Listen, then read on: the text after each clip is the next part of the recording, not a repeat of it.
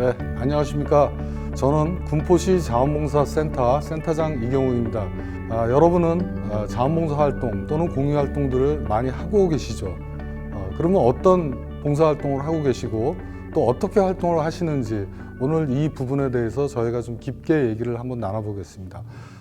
내 이웃의 어려움에 선행을 베풀거나 또 소외된 이들과 사회적 약자를 위해서 나눔의 실천을 하거나 또는 공익적 활동을 통해서 지속적으로 우리 사회에 선한 행동을 하고 자발적으로 대가 없이 공공의 이익에 참여하시는 분들, 이런 분들을 활동가, 공익활동가 또는 자원봉사 분들이라고 이렇게 말할 수 있습니다. 이렇게 우리는 우리 사회의 다양한 공익과 선한 행동을 위해 다양한 활동들을 하고 있습니다. 그 밖에 또 어떤 활동이 있을까요? 신뢰와 참여, 이런 참여를 통해서 사회적 문제 해결에 도움을 주는 다양한 행위들, 네, 그렇습니다. 이런 자원봉사 활동의 범위는 이제 선한 행동에서 우리 이웃의 나눔을 실천하는 전통적 가치를 넘어서 이제 공공의 영역에서 다양한 이해관계와 접하면서 호혜적인 규범을 통해 우리들 스스로의 문제를 해결하고자 하는 활동까지 영역이 깊고 넓어졌습니다. 지속적인 자원봉사 활동은 우리 사회의 사회적 자본을 폭넓게 양산하고 있습니다. 그렇기 때문에 자원봉사 활동의 공익적 측면으로 보면 사회 문제 해결, 사회적 책임, 공공복지 실현을 지향하는 활동의 총합이 바로 자원봉사 활동이라고 말할 수 있는 것입니다. 자원봉사 활동은 자발적으로 지속적인 공익활동을 통해 타인과 상호 호혜적인 관계를 통하고 우리들 삶의 가치를 높여서 시대적 가치를 구현할 수 있는 새로운 지식과 기술의 습득을 가능하게 하며 또 그런 활동을 통하여 자신의 능력을 개발하는 계기를 마련하는 것이기도 합니다. 자원봉사는 이타성을 기반으로 생성되는 무형의 자원입니다. 이러한 기반을 통해 모이고 모인 자원봉사 활동은 사회적 자본 형성의 밑거름이 되는 것입니다.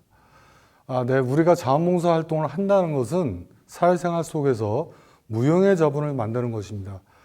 사회적 가치를 향상시키기 위한 자원봉사 활동은 이해관계와 상관없이 협력과 연대를 통해 집단의 가치를 강화시키는 일이며 이는 자원봉사 활동을 촉진시키는 중요한 대안으로 자리 잡고 있습니다. 사회적 자본은 인적 자본이나 물적 자본과는 달리 사회관계의 맥락 속에서 만들어집니다. 자원봉사 활동을 통해 생성되는 사회적 자본의 형태는 첫째, 사회적 자본은 개인이 보유한 자본이 아니라 사람과 사람, 단체의 수평적 상호관계에서 이루어지는 내재된 형태입니다. 두 번째는 형성된 사회적 자본은 활용함에 따라 이익이 모두에게 공유됩니다. 세 번째로는 전통적 자산인 사유재산은 소유주 본인이 사용하지 않은 이상 없어지지 않습니다. 하지만 사회적 자본은 축적된 이후 관리가 되지 않으면 지속적으로 유지가 되지 않습니다. 마지막으로 사회적 자본은 거래를 하면 거래를 할수록 많은 자본이 축적됩니다. 그럼 이런 사회적 자본의 구성은 어떻게 이루어질까요? 사회적 자본 구성은 신뢰, 연결망, 유범적 호의 참여로 이루어집니다. 먼저 신뢰를 말씀드리겠습니다. 신뢰는 상대방의 행동이 나에게 호의적이거나 또는 최소한 악의적이지는 않을 것이다 라는 가능성에 대한 기대와 믿음을 말할 수 있습니다.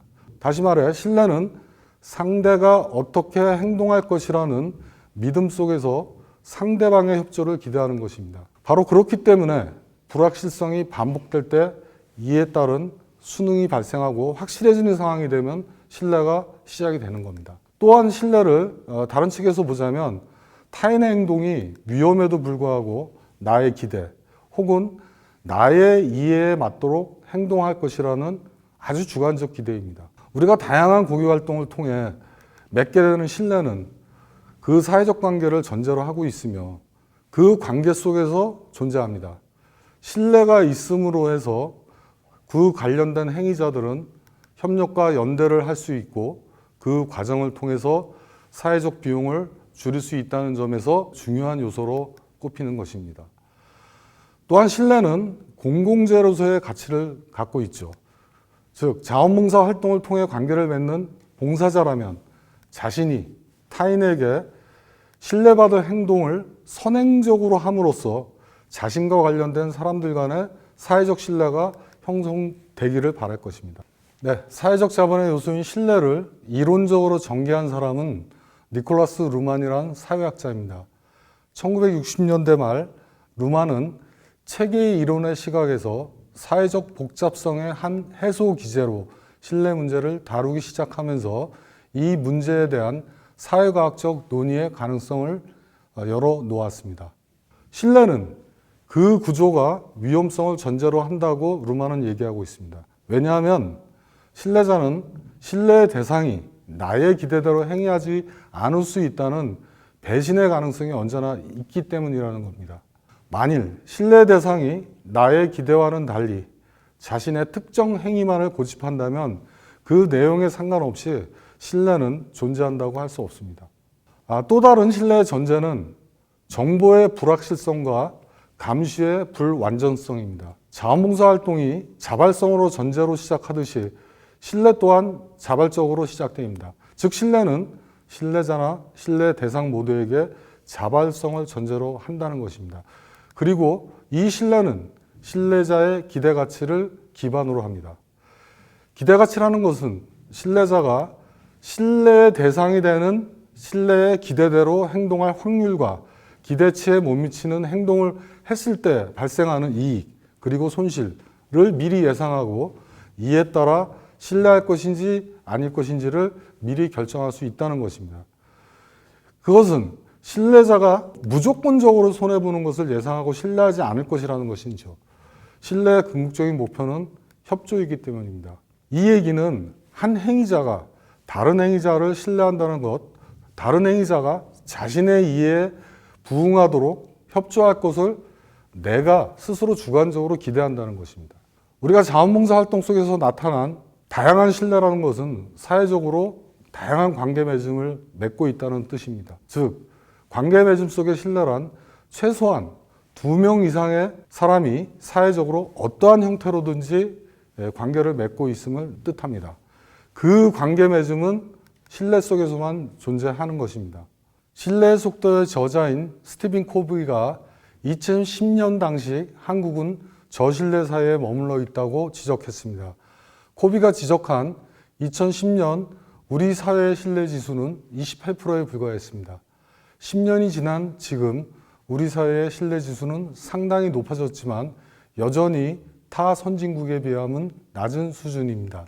코비는 신뢰는 사회적 덕목뿐만이 아니라 경제적 동력이라며 신뢰가 높은 사회는 그렇지 않은 사회보다 효율성이 189%나 높은 것으로 나타났다며 사회 발전의 상호 신뢰도의 중요성을 강조했습니다. 이후 10년간 한국 사회는 코비의 예측대로 고신뢰 사회로 접어들게 되었습니다. 인간은 사회적 관계 속에서 살아갈 수밖에 없습니다. 그 사회적 관계는 상호 교환 속에서 이루어지고 그 교환은 상호 기대를 만족시키는 신뢰 속에서 이루어지기 때문입니다. 신뢰는 성품과 역량이라는 두 가지 속성을 기반으로 생성됩니다.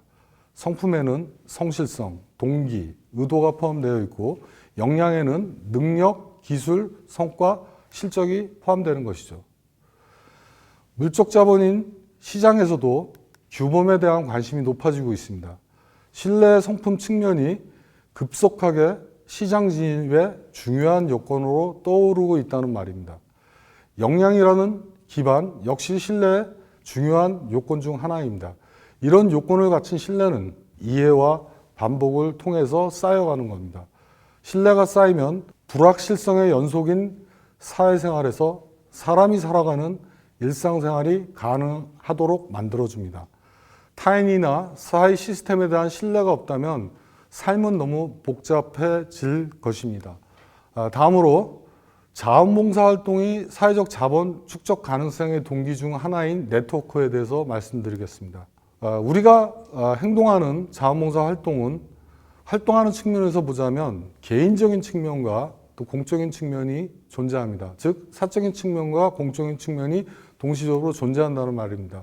사람들은 자신이 어떠한 행동을 함에 있어서 나에게 유리한 연결관계를 찾게 됩니다. 이런 행위, 즉 효과적이고 이익적인 측면의 고리를 찾는 아주 쉬운 방법이 하나 있습니다. 그것이 바로 네트워크를 구축하는 것입니다. 네트워크는 개인이나 집단 등 행위자들 간에 연결된 전체적인 체계를 뜻하며 누군가 누구에게 어떻게 접근하는가에 관한 관계 구조를 의미하는 것입니다. 네트워크의 형태와 그 양은 우리가 처한 사회 구조의 현실을 설명해 주고 있습니다. 개인의 행동을 제한하거나 격려하는 속성 또한 지니고 있는 것이죠. 그 형태와 양에 따라 다양한 관계 맺음과 활발한 활동을 통해 만들어진 사회적 자본은 신뢰가 쌓이고 교환이 반복되면서 공동체의 규범이 발달하게 되는 것입니다. 이렇게 많은 사회적 자본이 쌓였습니다. 그 쌓여진 네트워크 속에서 사회적 거래 비용을 낮추고 집단 행동의 딜레마를 해결하는 유용한 도움을 주는 것이 네트워크의 구축이라는 것입니다. 이런 네트워크는 결속형과 연결형으로 구분합니다. 결속형 네트워크는 동질적인 성격을 가진 집단, 즉 혈연, 지연, 학연과 같이 그런 관계로 구성된 내부 지향적이며 배타적 정체성을 가지고 있어서 폐쇄적 네트워크라고 부르기도 합니다. 그렇지만 이런 폐쇄적 네트워크는 공적 영역에서의 신뢰를 형성하는 데는 상당한 시간이 걸립니다. 하지만 사적 영역에서는 급속히 신뢰가 형성되기도 합니다. 반면에 연계형 네트워크는 자원봉사와 같이 단체에 참여 활동하는 것, 또 공유활동에 참여하는 것, 이런 포섭적인 유형이며 서로 다양한 공동체 간의 수평적인 관계를 중요하게 여깁니다. 자, 이렇게 다양한 네트워크가 활성화되면서 우리 사회는 개인이 소속된 단체 활동을 통해 협력하는 방법을 배우고 소통하고 또 공유할 수 있는 정보들이 활성화되어서 결과적으로 항차적으로 조직 활동에 좋은 효율성을 가져와 우리 사회의 화합이 증진될 것입니다. 우리가 사회관계망에서 참여와 밀도가 높은 모임인 다양한 친목회, 또 봉사단체, 공유활동, 시민운동, 운동동아리, 협동조합 등 이런 대표적인 단체의 모임들이 수평적 상호작용을 하는 모임들입니다. 이러한 수평적 공동체에서 네트워크가 조밀하면 조밀할수록 시민들이 상호 이익을 위해서 협력할 가능성이 높아지게 되고, 그렇기 때문에 네트워크는 사회적 자본의 본질적인 형태라고 말하기도 합니다. 다음은 중요한 요소 중에 하나인 참여입니다. 우리가 자원봉사 활동을 함에 있어서 봉사자는 다양한 수요처의 요구와 필요에 따라 자원봉사 활동에 참여하게 됩니다. 이런 사회적 참여에 의해 사회적 자본이 형성되는 것이죠. 사회적 자본은 네트워크, 규범, 그리고 신뢰와 같이 서로의 이익을 위한 협력과 조정을 용이하게 하는 사회 조직의 특성을 의미한다고 지금까지 말했지만, 사회적 자본은 물적 그리고 인적 자본에 대한 투자의 이익 또한 향상시키기도 합니다. 이건 굉장히 중요한 의미가 있습니다. 왜냐하면 참여를 통해서 이익이 향상된다는 부분은 우리 모두가 바라는 일이기 때문입니다. 의사결정권이 없는 사람들의 의사결정 과정에 대한 영향력을 행사하고자 하는 행위를 참여라고 정의한 학자들이 있습니다. 이 학자들은 사회적 자본의 구성 요소 중 신뢰와 네트워크, 규범 등은 우리 사회의 정책의 인지도를 향상시키는 거로 보았다고 연구 결과로 얘기하고 있습니다. 따라서 정책의 인지도가 높을수록 다양한 유형의 참여에 대한 정도가 높아지는 거로 보았던 것입니다. 참여는 하는데 활동하지 않는 경우 있을 수 있죠. 물론 있을 수 있습니다.